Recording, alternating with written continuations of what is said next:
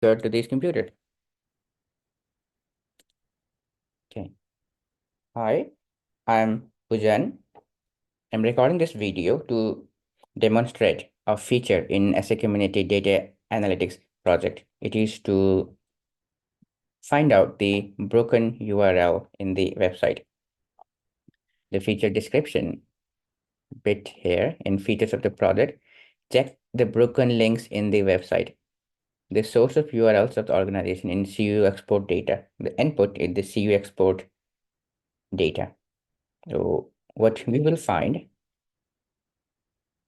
let's see. Let's see the end result. Wait, for example,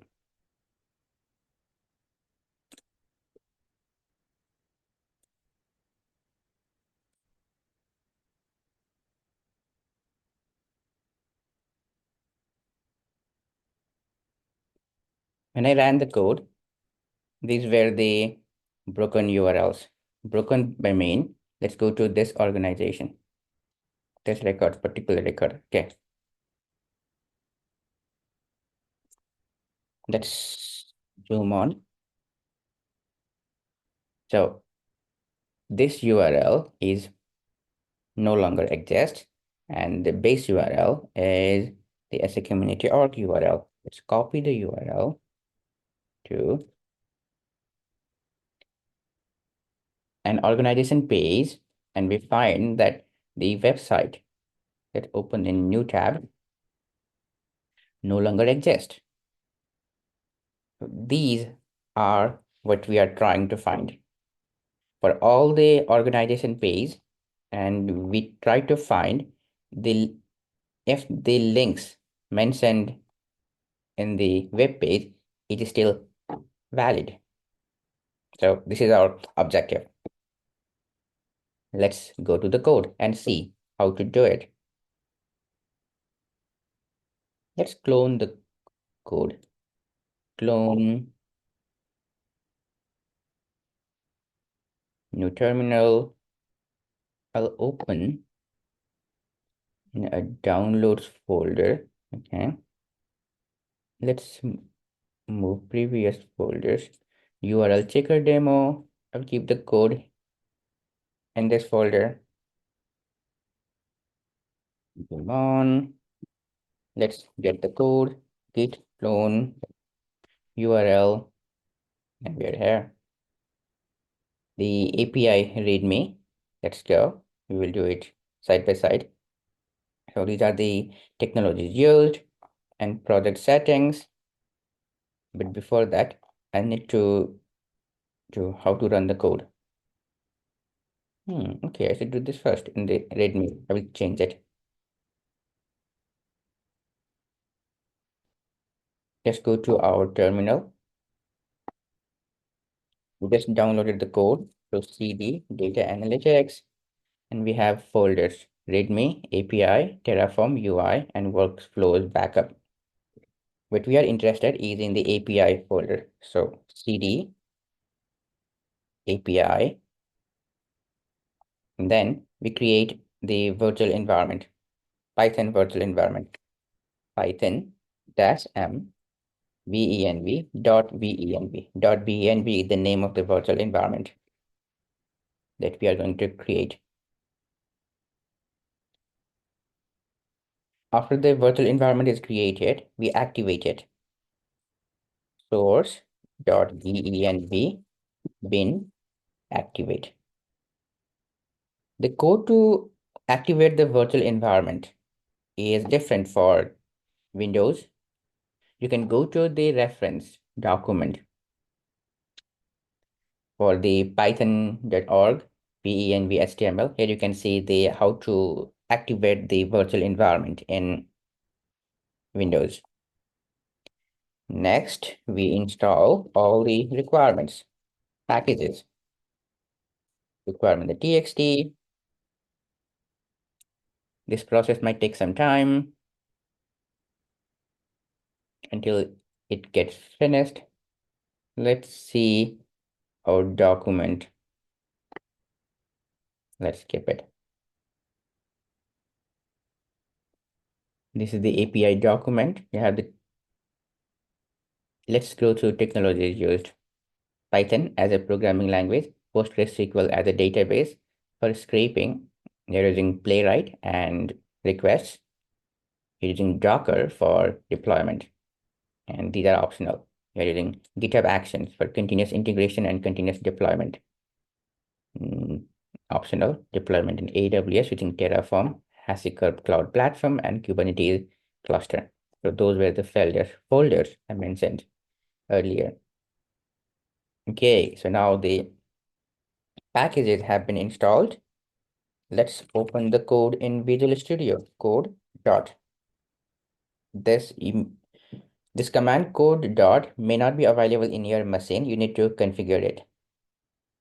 That's not a scope. Or you can just go to VS Code and open the folder. For convenient, I'll just use code dot to open the folder in VS Code. So now we open the folder in VS Code. Let's say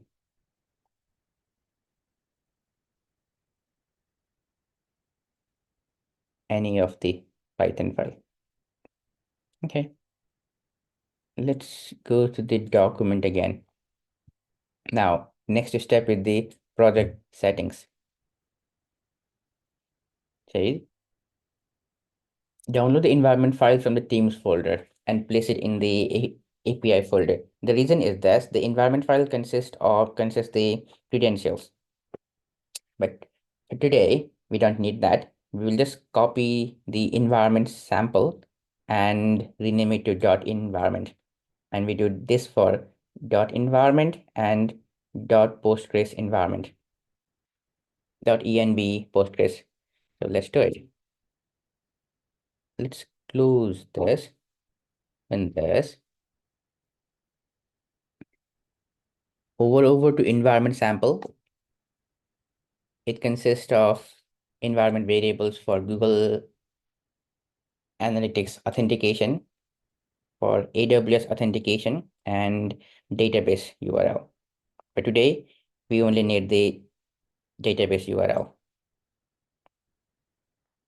So environment sample, let's copy and paste here. So environment sample copy, we rename it to .env. Similarly, we have environment Postgres sample. It consists of Postgres password, Postgres user, and Postgres DB.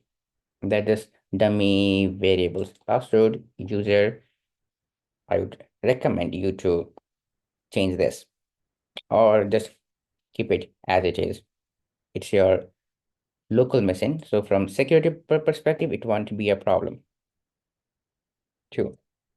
But when we deploy it to production, we sure change those values. Now, sample postgres dot env postgres.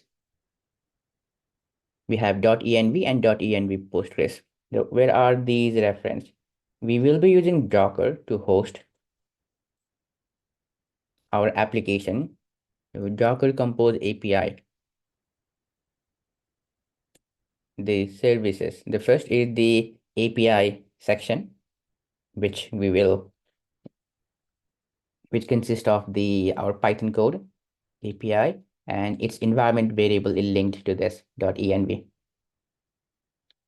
Next section is the database, Postgres database. So its environment file is linked to .env Postgres. It requires password, user, and database. In the same environment file, we have DB URL with the connection string. We are using PostgreSQL. This is the library, username, password, host, port, analytics. We are using SQL Alchemy to connect to the database. Now, next step, find compose. Okay, let's find compose here.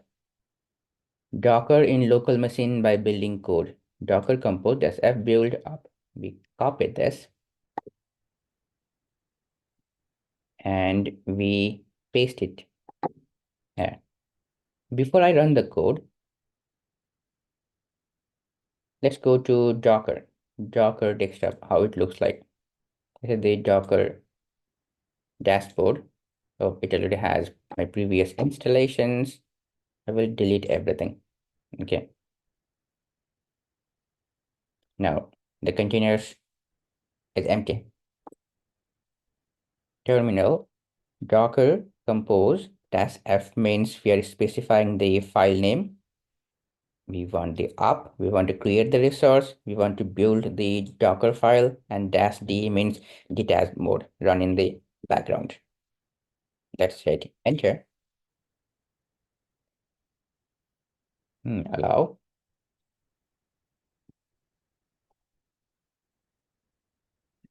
Okay. This might take a couple of minutes actually. When you run it for the first time, it will pull the images for the PostgreSQL, and then it will build the Docker file. Build the Docker file main, yeah, okay, environment. Then Docker file. It will run all this code here. This is the build step. Since this is not my first time, I have done this before too. So it just created the container from the cache. Go to Docker desktop. Now our database and our API is up. Let's see if they're actually up. Postgres, click and log in. Database system is ready to accept connections. That's good. API and UVCon running on HTTP localhost port 8000. So this means our app is up. And how do we verify it? We go to localhost 8000 docs. This is our document. Or if you can just go to localhost 8000, same as a community data analytics API. And slash docs means the REST API documentations.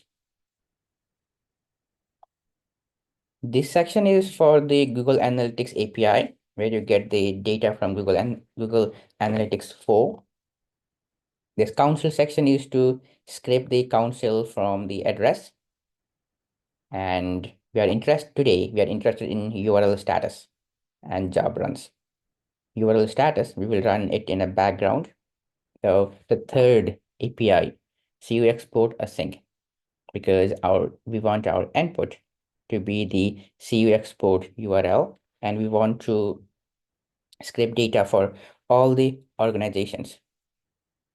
Okay, all the organizations means it will take time. Let me do a quick hack.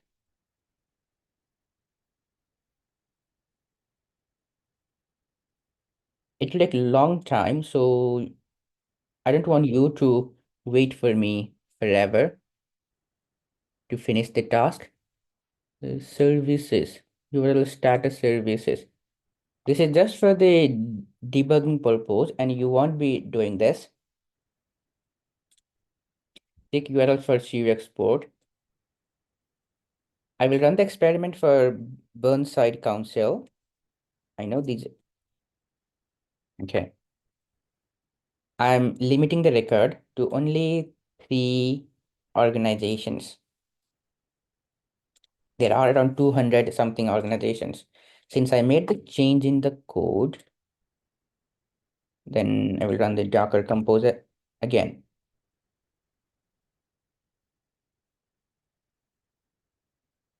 Okay, API is being recreated, starting up. Good. This is just for debugging. You won't be doing this.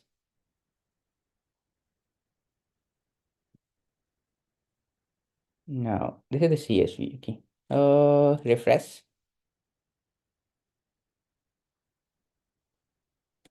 Refresh. Now it's up. Yeah. The third URL, CU export async. Let's try it out. It accepts the URL from SA community export. SA community export dot dot data.gov.au export, select the data sets, choose none, and choose your council. That's it. I choose Burnside Council here.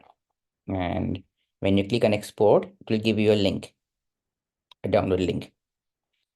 I already have done that, so I will just skip this and copy the URL, which, okay, copy and paste. As a community export URL. It should begin with this. As a community export. It gives a CSV example. Let's see. We just paste. And want it. It will give us CSV. Execute.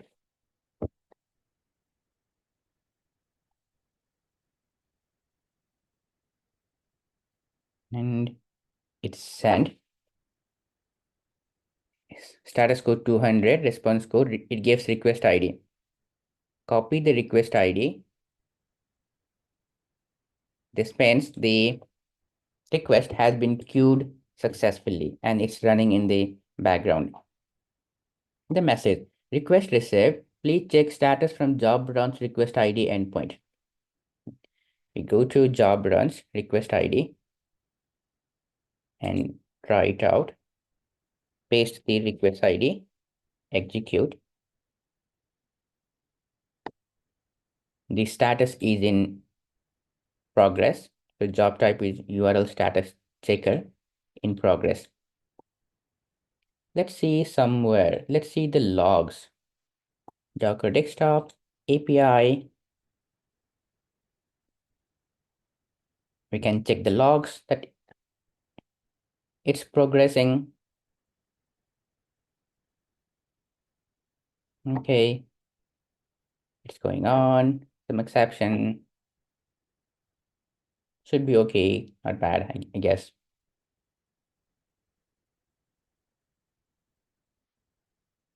While we wait for this, it's in progress. Execute. I think it's done. Success. Okay. The process is completed and we want the request ID again.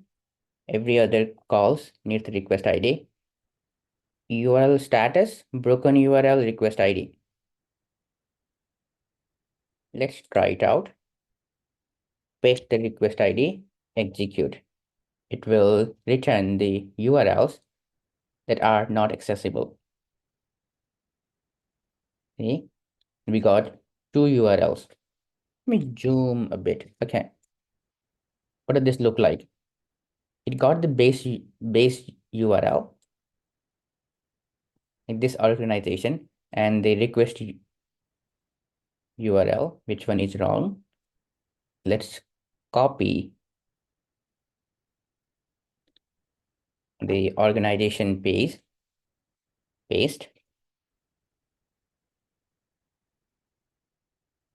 Burnside Library Information Service, and the URL SAGov AU Energy Toolkit. Where is this? Okay, SAGov AU Energy Toolkit. See, this is wrong. Let's open a new page. It is 44 page not found. It got redirected. It means the link is no longer valid. And our next job is to fix this. Maybe just remove this or find new one. Home Energy Toolkit. Home Energy Toolkit. SAGov. Just search it, maybe Google it. Home Energy Toolkit for loan. Okay, that's your task to just search and maybe find a new link. Home Energy Toolkit. It's a PDF. You can paste this or could be any other link and update the link here. Our next error This is the URL we showed at the beginning. Base URL, copy, paste, Nice Baptist Church, and their website, kbcsa.org.au. This, let's click it. It's no longer there. Let's search Nightbrace Baptist Church. And where is it? I like to search by address too.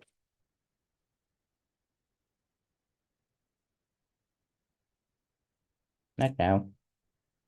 In the church. Location should be in Leebrook, South Australia. Leebrook, South Australia. I guess it's the same. And they have their website. This should be their new website. Home. Then our next job is to copy the link and fix it here. Fix the link. So this is what we are trying to achieve. The request ID,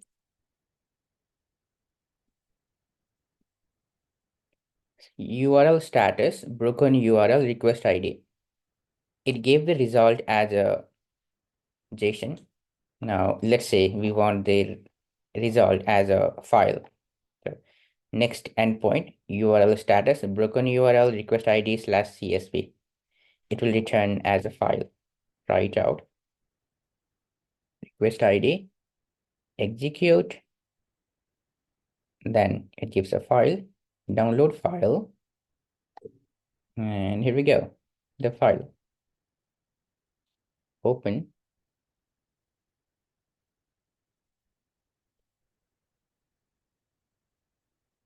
The same data in the JSON, now it's as a CSV. I have the base URL, means the organization URL to go to, numbers, and then the request URL which failed. 404 means not found, 500 means internal server error. That's the HTTP status codes. I want to see what the response code means. Can Google HTTP status codes. These are the list of status codes. Client error responses 400 to 499, 500 to 599. So anything that's not 200 is fail for now. This sums up. If you want to see the data in the database, okay, the next part is optional. Go to PZ admin 4. If you go to Windows, say download this client to access the PostgreSQL database. Since I'm in Mac, I downloaded the Mac client. And if you're in Windows, you can download the Windows client. Let's open pgadmin 4.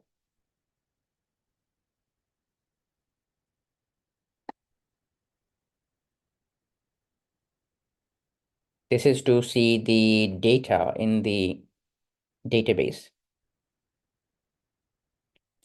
pgadmin. And what's the username password we added? Okay, not this file. Go to environment Postgres. Here we are. Environment Postgres. This is what we are. This is the credentials that's used for the database. Hey, pgadmin. First step is to add new server. Let's name it, since it's in localhost. Connection, localhost port 543T. Okay, mention the Postgres. Username, this is user. Why it's user? Because that's what we specified here. Postgres user is user. Postgres password is password. So we type the password, PASSWORD. save, and we are got connected. Localhost, scroll here, let's see, and database, data analytics, that's our database. Go to schema and tables. We have three tables: job runs, scrapings, and URL statuses. Let's create query tool, new query tool. Select X from job runs. This will list the job runs. So request ID, this is what we got in our request. Initial request, the export, sync, request ID. This is what we got. Next, the URL status. With the PG admin. Okay, here it is. Select asterisk from scroll table name. In this URL statuses, URL statuses. To execute the code, select the SQL statement, hit run, execute script. And we have three requests.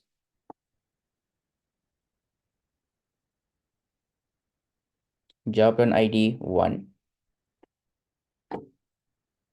URL statuses. Since we had three organizations, we added three requests.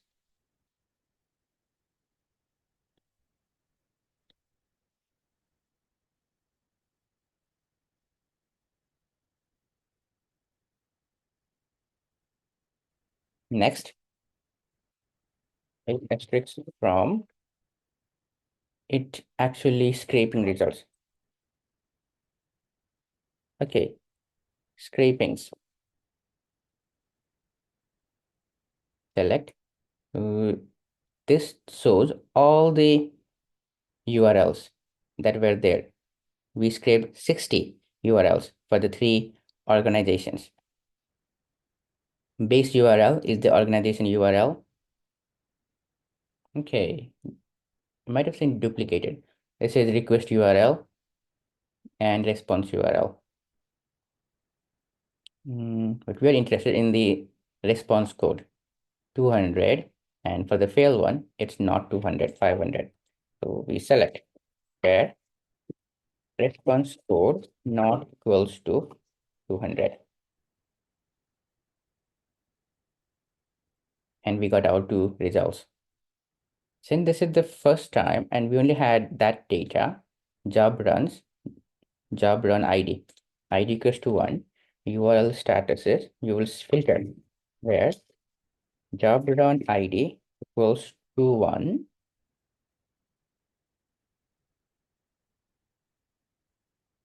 and here too, job run ID equals to 1 when we have multiple records. Let's get the multiple records. Now it's your exercise. So this sums up how to find the broken URLs in the organization pages. We start with the link URL status, CU export async API. The input is the SC community org export URL. It returns a request ID. We use this request ID to see the status of job runs. In job runs, request ID endpoint, scroll below, still job runs request ID, we see the status. So if it's in progress, you wait. It will just show in progress. If you then optionally, if you are more impatient, you can see the logs of API, what's going on in the Docker desktop. And then after it's completed, Then you can download the CSV with URL status, broken URL, request ID / CSV. If you have any questions, you can contact me on the Slack or Teams of ESSEC community. I'm Pujan. So just search his name in the Slack or Teams of ESSEC community. Then you can message me if you encounter any issues, if you need further clarifications and all. Okay, that's all in this video.